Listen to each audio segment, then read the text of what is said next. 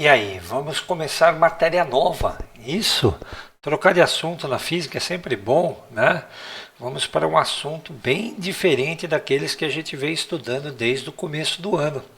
Vamos falar de hidrostática, um assunto bem legal, dividido, né, em lições bem curtas, né, praticamente cada semana um tópico novo. E vamos aí para esse finalzinho do curso de mecânica. Vamos observar alguns conceitos básicos desse assunto que está começando, né? Então, hidrostática. Um conceito básico é o conceito de densidade. Observa aqui esse objeto, esse corpo que está aqui, né? Esse corpo que está aqui, ele possui uma certa massa, né? Uma certa massa e ocupa um certo volume no espaço. Então ele possui um certo volume. Para tornar a coisa bem interessante, vamos imaginar que dentro desse corpo exista um buraco, um oco aqui dentro. É uma parte que tem vazio, tá ok? Aí você já vai entender já por que desse vazio. Existe uma conta que a gente faz para saber o quanto compacto é esse objeto, esse corpo. É a conta da densidade. A gente fala assim, um objeto denso, um objeto menos denso. O que vem a ser a densidade? A densidade é a razão da massa pelo volume do objeto, pelo volume do corpo. Agora, compreenda uma coisa aqui, né? Quando a gente mediu, né, o volume do corpo, a gente não necessariamente sabe sobre aquele espaço vazio que está lá dentro, tá certo? Então, o volume aqui é o volume, né, do objeto, do corpo. Se a gente analisar isso daqui em unidades do sistema internacional, no sistema internacional de unidades, no SI, né, o que é que nós vamos ter aqui para a unidade da densidade? A unidade da densidade, um físico vai escrever entre colchetes. Quando ele escreve entre colchetes, ele está fazendo análise dimensional. A unidade da massa é o quilograma. A unidade da massa é o quilograma. E a unidade do volume é o metro cúbico. Então, a densidade será medida em quilograma por metro cúbico. Acontece o seguinte, nessa matéria que nós estamos começando, a hidrostática, né, um dos principais problemas que a gente tem é a diversidade de unidades para as grandezas que a gente está trabalhando. Quer ver um exemplo? Quilograma por metro cúbico para um problema de laboratório, né, para uma substância, um corpo que eu estou olhando lá no laboratório, pode ser muita coisa. Né? E eu posso expressar a densidade em termos de outras unidades. Por exemplo, grama por centímetro cúbico, por exemplo, grama por litro, por exemplo, quilograma por litro. É muito comum você ter que fazer conversões de unidades aqui. Já já eu comento, né, sobre isso, como fazer a mais clássica das conversões de unidade. Então agora vamos dar sequência. Né? Existe um outro conceito que está intimamente relacionado com esse, da densidade, que frequentemente as pessoas confundem. Eu já vi até mesmo livros didáticos, né, trocando um pelo outro, achando que são iguais, quando na verdade não são iguais. O conceito de densidade, né, e o conceito de massa específica. Então, quando a gente está falando de massa específica, a gente está se referindo não mais a um corpo, a um objeto, a gente está se referindo a uma substância. Né? Então, quando você faz a conta, né, dividindo a massa pelo volume da substância, a gente diz que a gente está calculando a massa específica dessa substância. Específica por quê? Porque cada substância tem o seu valor para essa divisão. Então, quando eu pego aqui e faço massa por volume da substância, eu estou calculando a massa específica. Observa, né, que nos dois casos, no Sistema Internacional de Unidade, no SI, né, No SI, a unidade vai ser a mesma. A fórmula é a mesma, mas a interpretação dela é outra, tá? Vamos perceber a diferença agora, ó. Então, aqui eu vou finalizar, ó. A unidade da massa específica é, no SI também, o quilograma por metro cúbico. Tá? Qual é a diferença, Jota? Você está vendo que aqui a substância ela não possui nada dentro dela? Não tem nenhum oco? Então, é aí que está o segredo. Né? Um corpo pode ser feito de uma substância deixando um espaço vazio lá dentro. Se nós deixarmos um espaço vazio, você concorda que o volume ocupado pela substância ele vai ser menor que o volume ocupado pelo corpo, pelo objeto? Então aí vai haver uma diferença. Tá claro? Sendo bem claro no exemplo, tá? Imagina aqui a substância plástico, né? Plástico. A gente pode fazer muita coisa com plástico. A gente pode fazer um balde? Pode. De quanto plástico eu preciso, substância, para fazer um balde? O volume do plástico que eu uso enquanto matéria-prima não vai ser igual ao volume do corpo, porque dentro do balde vai sobrar um grande espaço vazio, um grande oco. E é por isso que a densidade do objeto balde não vai ser igual à massa específica da substância plástico que a gente utilizou para fazê-lo. Tá claro? Então é uma diferença conceitual. De fato, de verdade, nos problemas de física, de hidrostática, tá? Frequentemente nós vamos passar desapercebido por essa diferença. Por quê? Porque é muito comum a gente, nos problemas da hidrostática, falar de corpos homogêneos. Tá? E para corpos homogêneos, a gente não tem diferença de propriedades físicas entre os pedaços desse corpo. Todo corpo homogêneo tem as mesmas propriedades em qualquer porção dele. Tudo bem? Tá clara essa diferença? Quer ver outro exemplo? Eu acho que bem legal.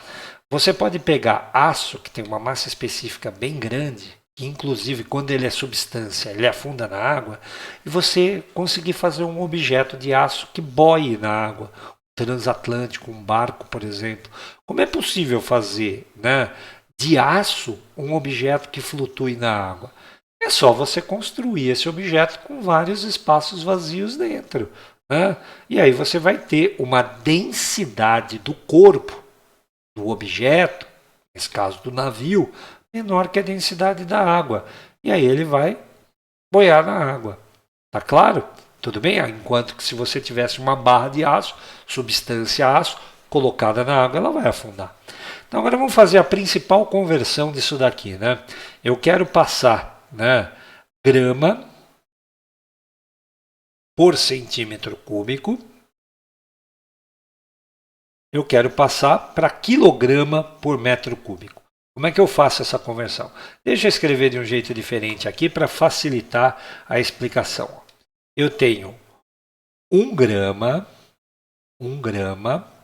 por 1 centímetro cúbico e eu quero converter, né, para quilograma por metro cúbico. Bom, 1 grama, né, ele é a milésima parte do quilograma, então ele é 10 a menos 3 quilograma. Quando a gente está lendo aqui embaixo, né, quando a gente está lendo aqui embaixo, centi, esse Czinho aqui é prefixo de unidade. Ele tem valor numérico, tá? Ele vale 10 a menos 2. Acontece que esse 10 a menos 2, nessa expressãozinha aqui, ó, ele está elevado ao cubo. Então é 10 a menos 2 elevado ao cubo. 10 a menos 2 elevado ao cubo, ele é 10 a menos 6. E é por isso que a gente diz que 1 centímetro cúbico ele é 10 a menos 6 metro cúbico. Agora é só, né, passar esse 10 a menos 6 lá para cima, vai ficar 10 a mais 6 com menos 3 dá 10 a terceira.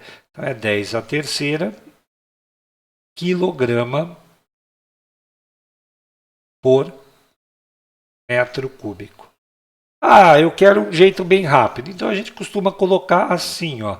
Você tem grama por centímetro cúbico e quer passar para quilograma por metro cúbico, fácil. Você multiplica por 1000. Ah, eu tenho o contrário, quero voltar. Quero voltar, então você divide por 1000. Tudo bem? Então esse é um conceito básico da área de hidrostática que a gente tem que entender, que a gente tem que dominar. Nós vamos usar muito o conceito de densidade e de massa específica. Tudo bem?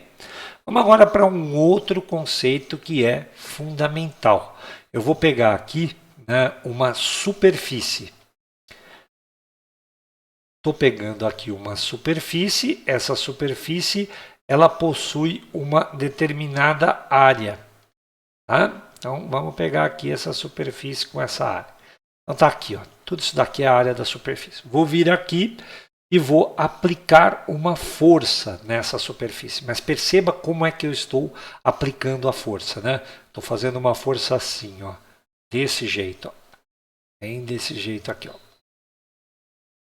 Tudo bem? Uma força inclinada em relação à nossa superfície. Aqui, ó, F. Sabe o que vai acontecer aqui? Essa força não fica concentrada num lugar só, ela fica distribuída. Tá? O nome da distribuição da força por uma área a gente chama de pressão. Então, o que vem a ser pressão? Pressão, eu vou chamar estrategicamente aqui de PR, tá? Pressão é a força distribuída pela área. Aqui, ó, nós temos uma superfície que tem uma determinada área. Só temos que tomar um cuidado na hora de fazer essa conta, tá?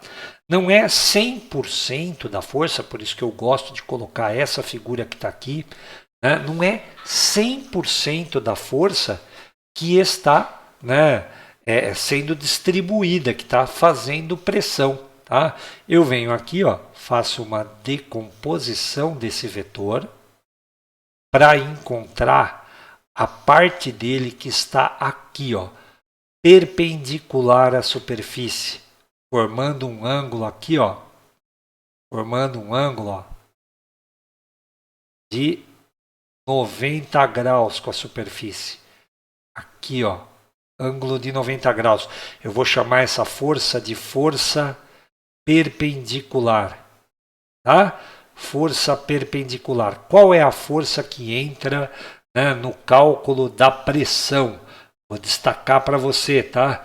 É a força só perpendicular, a parte da força que é perpendicular à superfície. Por quê? Porque existe um outro pedaço da força, quando ela é inclinada desse jeito, ó, existe um outro pedaço que está aqui, e esse pedaço não entra no cálculo da pressão, que é uma força que está daqui, assim, ó, vamos traçar ela aqui. A gente chama esse pedaço aqui de força paralela. A força paralela à superfície, ela não está exercendo pressão. Tudo bem? Esse é um conceito também fundamental. Então, densidade, massa específica, pressão, tudo isso aparece, né, dentro da hidrostática. Vamos dar uma olhada em unidades do Sistema Internacional, né, no SI, qual é a unidade da pressão? Então, no SI, a unidade oficial da pressão, né, vou fazer a análise dimensional, portanto, vou escrever entre colchetes, a pressão será, né, a pressão será. Qual é a unidade da força? A unidade da força é Newton. Qual é a unidade da área no sistema internacional? Metro quadrado. Então a pressão vai ser medida em Newton por metro quadrado. Acontece que isso aparece tantas vezes na nossa vida que a gente chama isso daqui de Pascal. Pascal. Ou você escreve Newton por metro quadrado, ou você coloca um PA. PA, abreviação de Pascal. Tudo bem? Existem outras unidades, né? Existe, por exemplo, essa unidade aqui, ó. 1 ATM, que a gente já usou em outras áreas da física. É a unidade de pressão. Quer ver uma unidade? Né? Existe uma unidade que é milímetro de mercúrio. Também muito utilizado. Existe uma outra unidade que é metro de coluna d'água. Isso também pode servir, né, como unidade de pressão. Vamos entender isso? Para entender isso, nós temos que entender já um princípio básico da hidrostática. Eu vou desenhar aqui uma piscina. Né? Então, vou desenhar aqui uma piscina. Olha só.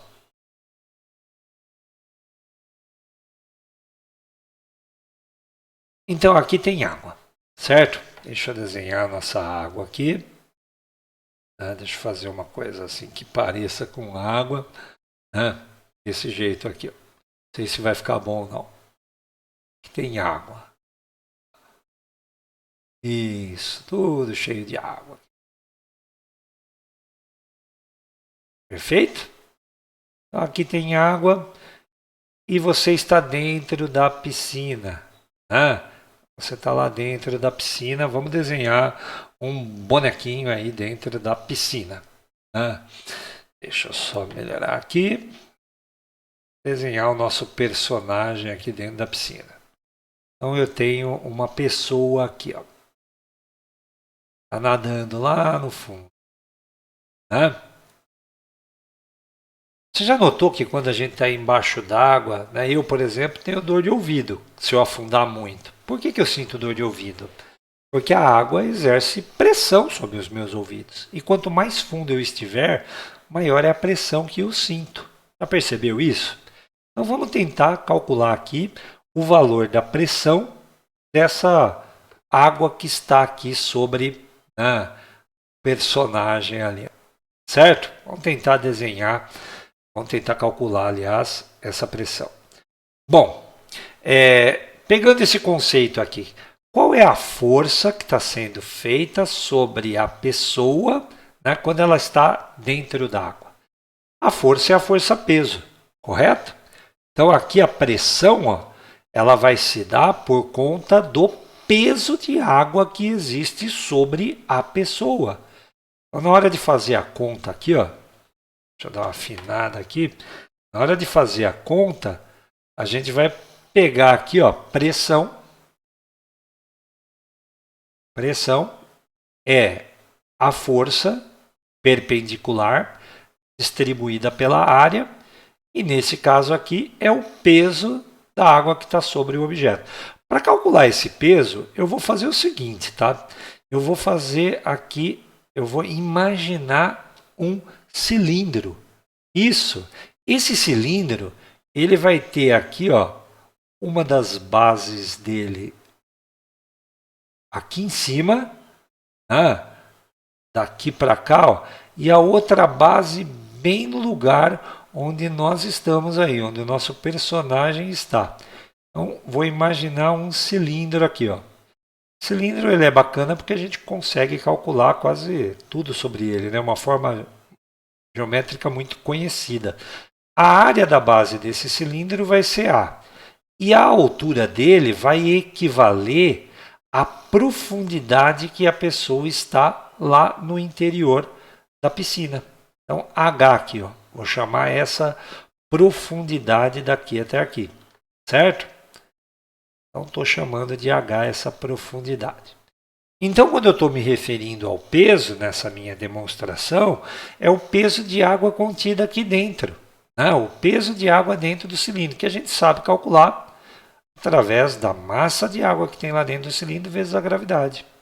Tudo isso sobre a área da base do cilindro, que é onde a pessoa está. Agora, nós aprendemos a densidade aqui. Ó. Densidade é massa por volume. Vou escrever a massa da seguinte maneira. A massa de um fluido, como a água, por exemplo, é a densidade vezes o volume. Então, aqui ó, no lugar, eu posso colocar, né, para cálculo da pressão, eu posso calcular através da densidade multiplicada pelo volume. Aqui o que eu fiz? Só substituir no lugar da massa. Aqui ainda fica a gravidade. Aí vem a sacada de escolher uma forma tão conhecida como um cilindro, que a gente sabe calcular, né, o volume do cilindro imaginário de água. Né? Densidade, qual é o volume do cilindro, gente? O volume do cilindro, né, ele vai ser a área da base multiplicada pela altura. Então, aqui no lugar do volume, eu vou colocar a área da base vezes a altura, né? Esse é o volume, vezes a gravidade, dividido tudo isso daqui por área da base. E aqui vem uma coisa muito interessante. Matematicamente, é só uma simplificação, mas fisicamente a consequência é bem legal. Né? Eu não preciso necessariamente saber o quanto de água existe em volume, né, sobre a pessoa. Eu só preciso saber qual é a profundidade que a pessoa está. Olha só o resumo da história aqui. Né? Se eu mandei embora, a nossa pressão ficou, né, 1D vezes 1G vezes 1H. E quanto mais profundo eu estou, vamos escrever assim, ó. Deixa eu pegar aqui, ó, uma divisória.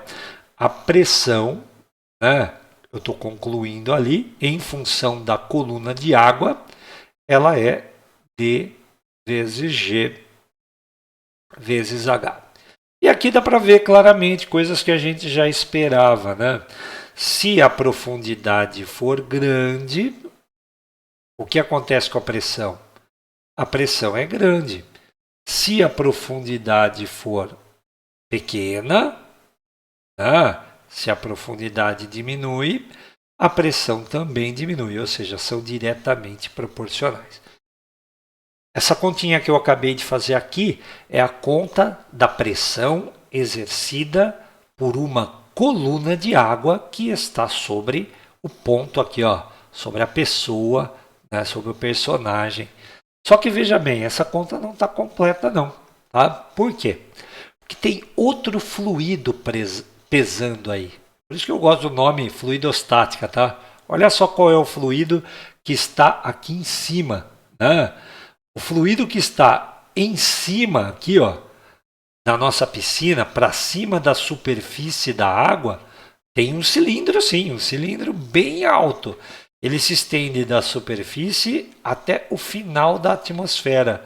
Né? Então imagina um cilindro aqui, ó, que vai lá para o final da atmosfera. O que esse cilindro aqui contém? Ele contém, né? Ele contém ar. Gente, ele contém ar e o ar pesa, tá? Isso mesmo. Ô Jota, o peso do ar não é desprezível? Em algumas circunstâncias é, mas dada a altura dessa coluna de ar, ele não é desprezível. Essa coluna de ar aqui, ela vai até o final da atmosfera, gente. Então esse peso não pode ser desconsiderado. Como é que nós chamamos a pressão dessa coluna de ar? Nós chamamos de pressão atmosférica. Então, de verdade, qual é a pressão que a pessoa está sentindo lá embaixo? Existem duas colunas de fluido, água e ar. Então, a pressão que a pessoa está sentindo lá embaixo, ela pode ser calculada assim, ó. É a pressão atmosférica mais 1D vezes G vezes H. E aqui a gente já começa, né, a hidrostática bem, né, bem pronunciada aí. Né? Esse daqui é conhecido como princípio de Stevens. Né? Ninguém ousa entrar numa prova que cai física sem conhecer o princípio de Stevens. Tá ok? E o que ele afirma? Ele afirma, né, que a pressão lá embaixo é a pressão de uma coluna de ar mais uma coluna de líquido. Quer ver uma coisa interessante? Eu vou colocar aqui embaixo, né, uma coisa que eu acho que já dá para ver na fórmula, mas que fica bem clara quando a gente coloca um gráfico. Né? Se eu fizer um gráfico que mostra a pressão em função da profundidade, né, em função do H, né, você vai perceber uma coisa como essa daqui, ó, um gráfico, né, de pressão versus profundidade. Olha só, sai daqui.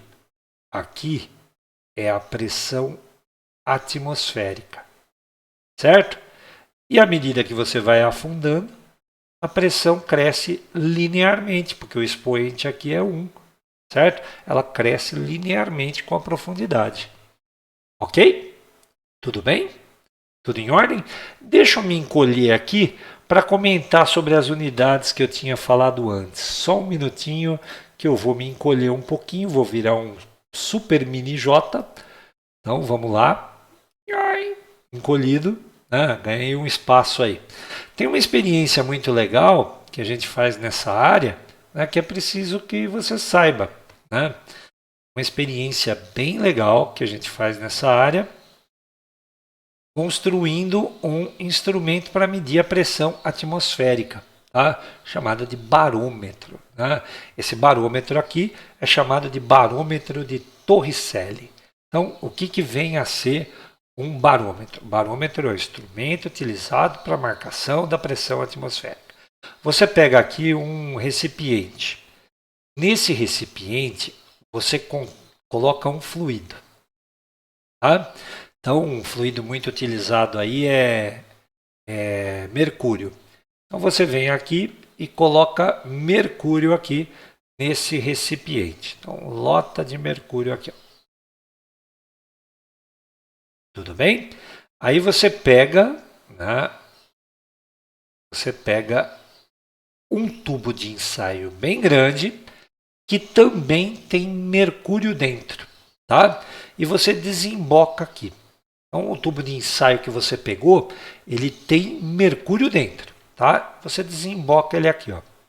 Desembocar é virar ele de boca para baixo, né? Esse tubo é bem grande.